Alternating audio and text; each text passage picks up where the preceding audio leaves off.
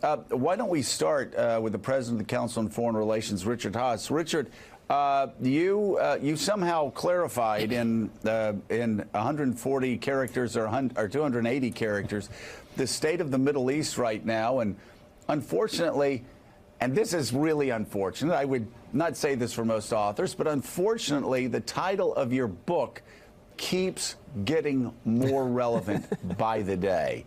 Talk about the Middle East with Donald Trump and America in full retreat. What does the Middle East look like right now?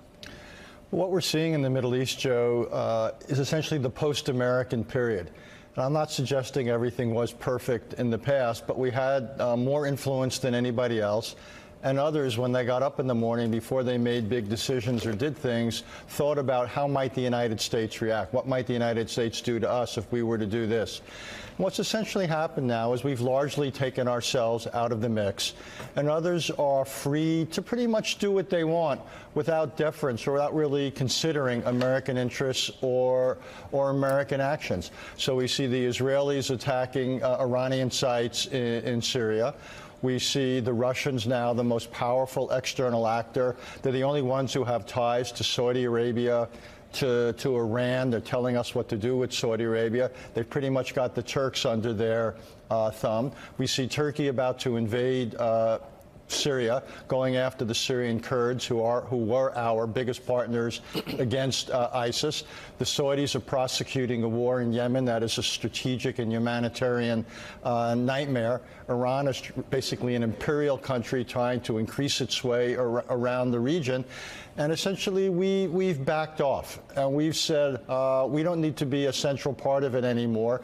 What the president articulated yesterday was essentially a very narrow or pinched view of American foreign policy, based almost entirely on his view that if you spend a lot of money on foreign policy, it's money thrown down the drain.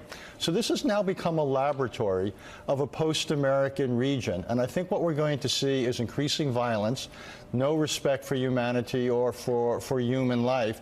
And the rest of the, as bad as it will be in the Middle East, which still matters because of energy and terrorists, Israel and so forth, I'm worried that our friends around the world are going to look at this and they're going to say, if it could happen there, elements of this could happen here. And they also are going to begin to prepare themselves for a time when the United States is no longer reliable. And that will be a very different world. Richard, in the coming months, we're going to learn completely, or as completely as Robert Mueller was able to uncover, ties between Donald Trump, his campaign, the Russian government, and agents of Russia. I think it's fascinating and disturbing, without knowing the full details of what Robert Mueller knows and what the investigators know, that for the first time since 1973,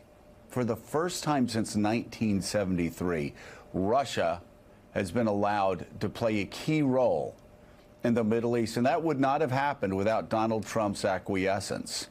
And now, with the retreat from Syria, with a very small footprint, but one that most generals I spoke with said was one of the most effective operations we've had, person for person, in recent U.S. history, that just increases Russia's power all the more, does it not? And now they're delivering threats on Saudi Arabia, a country that has certainly been in our zone of interest for decades. Yeah, Russia's been the greatest strategic beneficiary, along with Iran. This began under the previous administration, under the Obama administration, when we wouldn't get involved in places like Syria.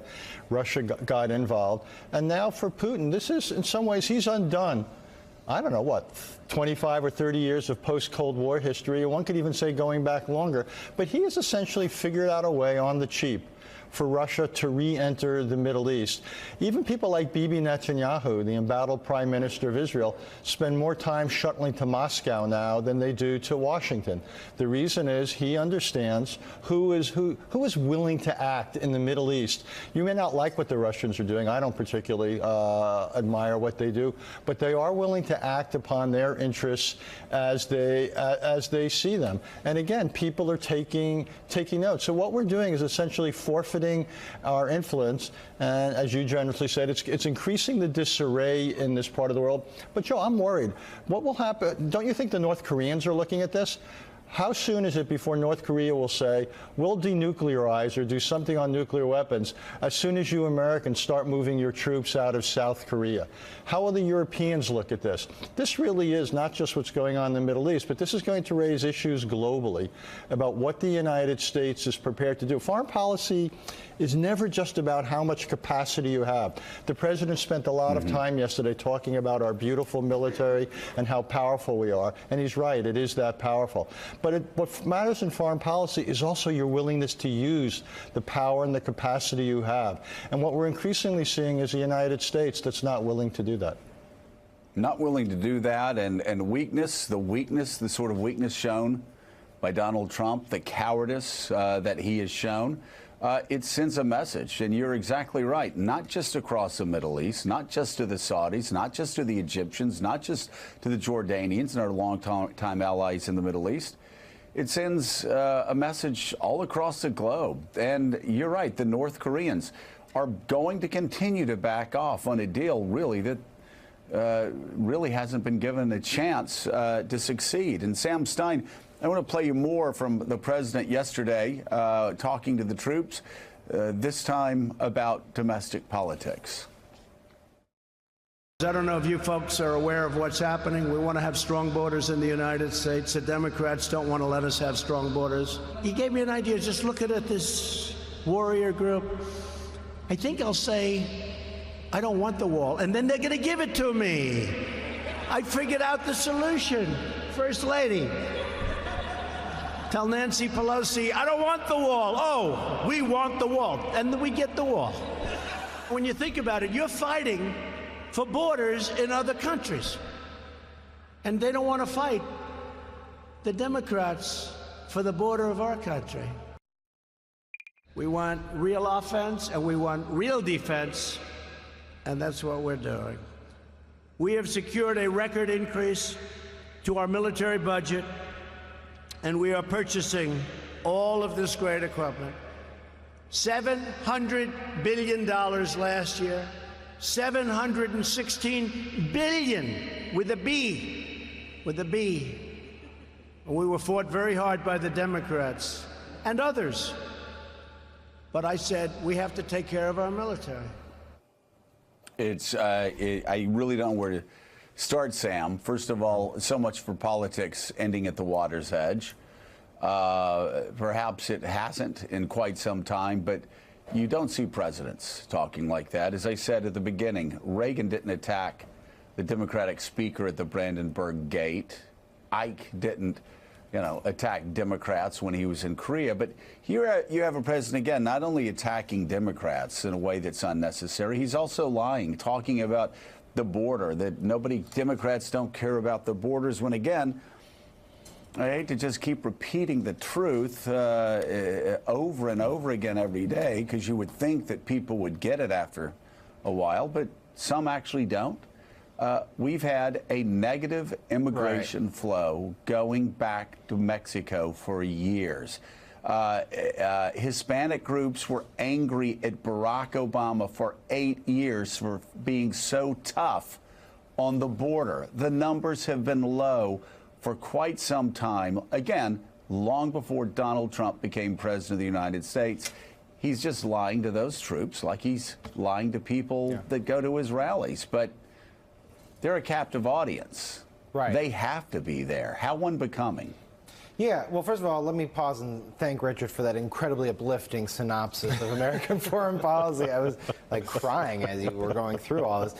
Secondly, there was a weird dichotomy here. First of all, you're right, Joe. It's weird to see a president be that political in front of an overseas gathering of troops. There have been instances where presidents have gone overseas and they've made distinctions about foreign policy matters with their political competitors, but in this case, you had Donald Trump making purely domestic political points at an overseas trip, and notably the first time he's actually visited troops overseas, which made it all the more remarkable. But what stuck out to me, and I guess maybe some other people here, is that he's talking strictly about a threat, a security threat that is gathering at our southern border, something that he's materialized himself.